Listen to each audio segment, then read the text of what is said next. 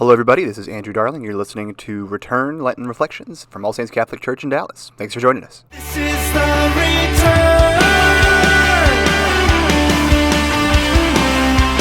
Running back to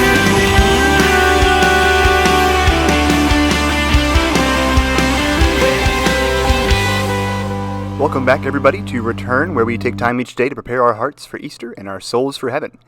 Today is the fourth day of Lent. It's the Saturday after Ash Wednesday. Tomorrow we actually start the first week of Lent properly, but we're still a couple days in, so we're doing great on day 4.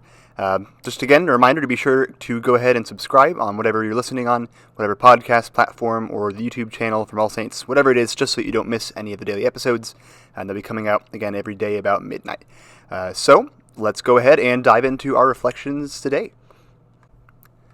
So the word I want to focus on today, again, every day we've had a different word to kind of focus on, which is surrounded by some questions and things from the daily readings, as well as other aspects of the faith. But today, on this fourth day of Lent, I want us to focus on the word follow. And that's coming from, again, the readings for today, for the Saturday after Ash Wednesday.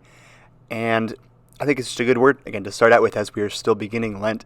Comes from the Gospel of Luke, which we read for today's Mass readings, which starts out, it's the call of St. Matthew, or Levi as he's called here. So Jesus saw a tax collector named Levi sitting at the customs post. He said to him, "Follow me," and leaving everything behind, he got up and followed him.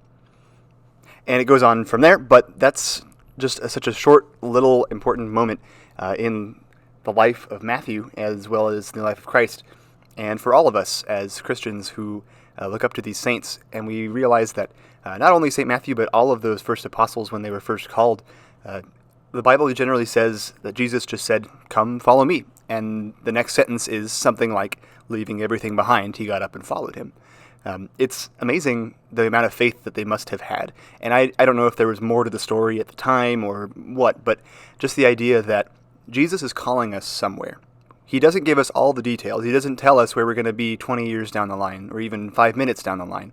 But he says, right now, just come and follow me. Whatever you're doing, just leave it here and come and follow me. And again, as we were talking this whole time about returning to Christ and the idea of return to God, it's an important thing to keep with that image that we started with God, and now we find ourselves far from him. And so wherever he's leading us, it's going to be closer to him. And so as we follow Christ, we get closer to Christ. And I encourage you today to think about what ways in your own daily life, not someone else's life, like your own actual life, in what ways during your actual day can you follow Christ more closely?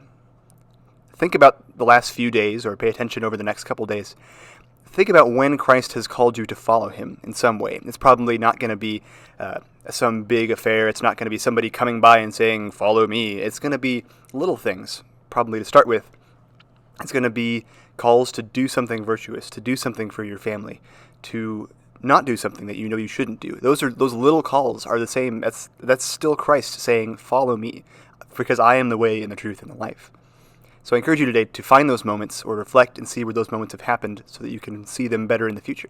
And so that you can learn to follow Christ more closely with your whole life. Thanks for joining us today for Return. Be sure to join us again tomorrow for the 5th day of Lent. God bless.